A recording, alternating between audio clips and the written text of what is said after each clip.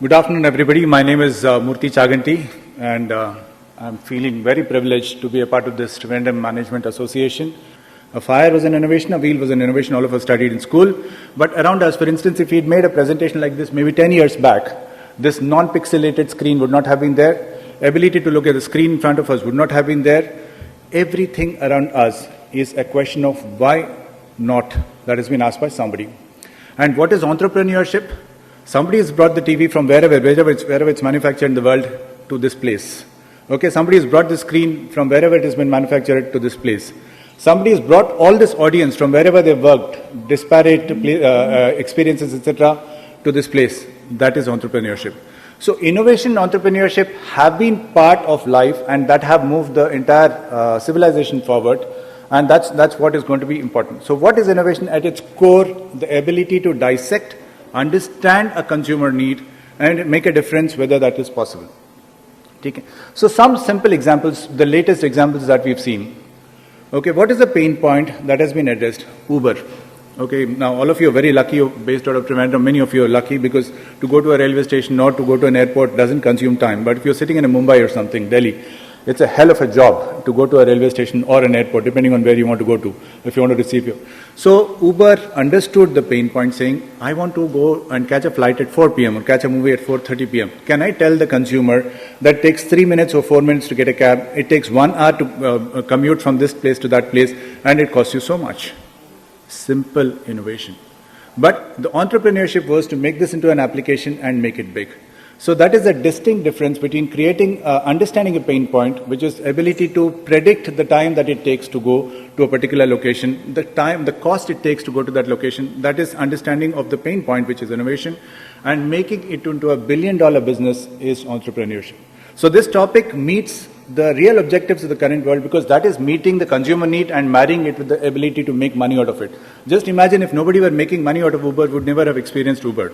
Okay, only government can actually fund people to develop themselves, but rest of the organizations are based on the founding principle of shareholder wealth.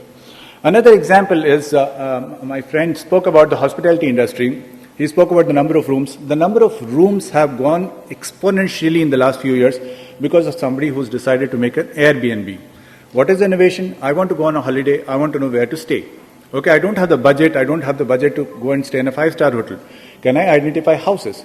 Similarly, there are lots of houses. Even in Kerala, for instance, almost if you travel across Kerala, all of you are from this place, extensively there are many, many households where it's locked and the people stay either in Dubai or Mumbai, wherever it is. Those houses are lying fallow, okay, unused. Can they be used for Airbnb? So it's a marriage of two different needs which has been done, and it's become a multi-billion-dollar business. The market capitalization of Airbnb would be higher than Marriott Hotel, which has got larger number of rooms, because somebody has actually tapped the potential between innovation and entrepreneurship. So again, I repeat, at the core, innovation is all about identifying a consumer need or a pain point. So if I am an entrepreneur, if I am an employee, if I am a student, how do I make this journey of innovation and entrepreneurship? So letting it out very simply, many of you would have studied engineering, many of you would have studied mathematics, calculus. It is differentiation and integration. What is differentiation? You break down a process to its infinitesimal part. Okay, so again, taking the same example, for instance, if I want to improve the way I connect a broadband customer, there are various steps. Collecting details of the consumer is one step. Getting the details of the house is another step. Getting a wire connected to their house is the third step. Is each of them, how can I make it easy to connect to a consumer, is the infinitesimal steps which are involved in any process.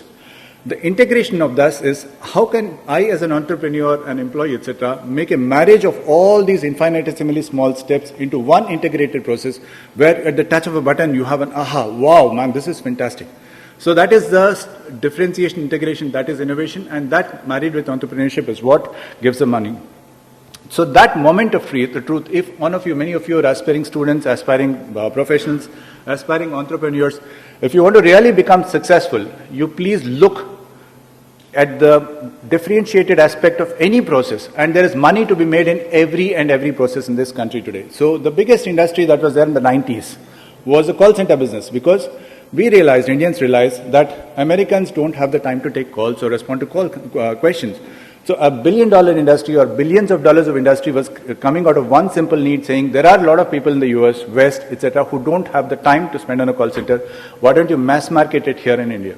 So similarly, if all of you invest time in understanding what are the pain points and look for a solution there, there's a lot of money to be made. All right? And now, last but not the least is, I do not hail from Kerala. This is the first time working in Kerala. I've traveled here before on holidays. Beautiful place, absolutely beautiful place. Many of you do not know what you have as a state. This is, okay, first is the air we breathe.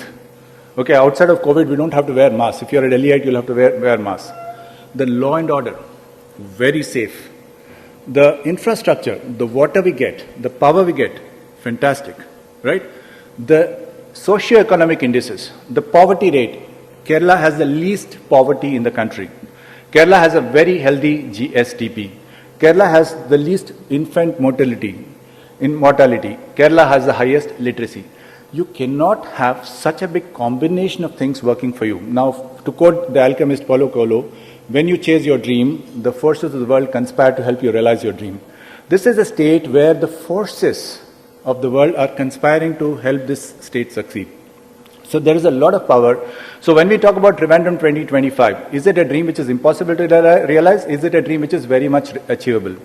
I'll take two different examples of cities which have gone complete transformation within many of us have spent those kind of times, let us say between 90s and 2020.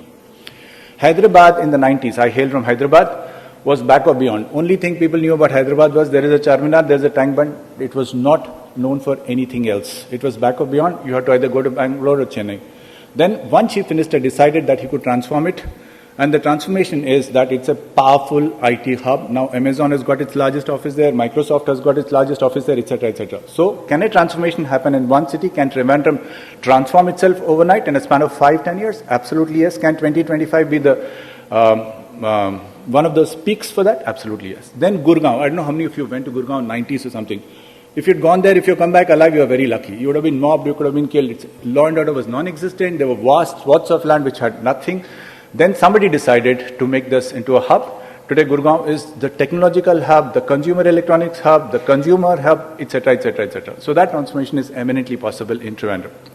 So when this topic comes about Trivandrum 2025, Vision 2025, there is enormous hope because there are several things which work together to make this state a very good one, and there are several examples within the country, not outside, not Singapore, not Kuala Lumpur, not Israel, within the country which tell us that if you have a dream, it can be realized.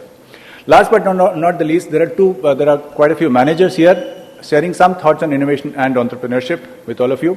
I love this quote by Peter F. Drucker, the management guru, who says, "The bottleneck is at the top of the bottle." So if a manager, if a leader in this group wants to have an organization which is full of innovation, please do not become the bottleneck to the innovation, because you are stopping innovation from happening in that company, and you are stopping innate entrepreneurship which youngsters have in that. And the second link to that is a quote from Mahatma Gandhi which says, "Be the change you want to see in the world." If you want innovation around you, as a senior leader, as a corporate member, etc., be the change that you want to see around you. Thank you. That's what I've got. Thank you for this opportunity once again.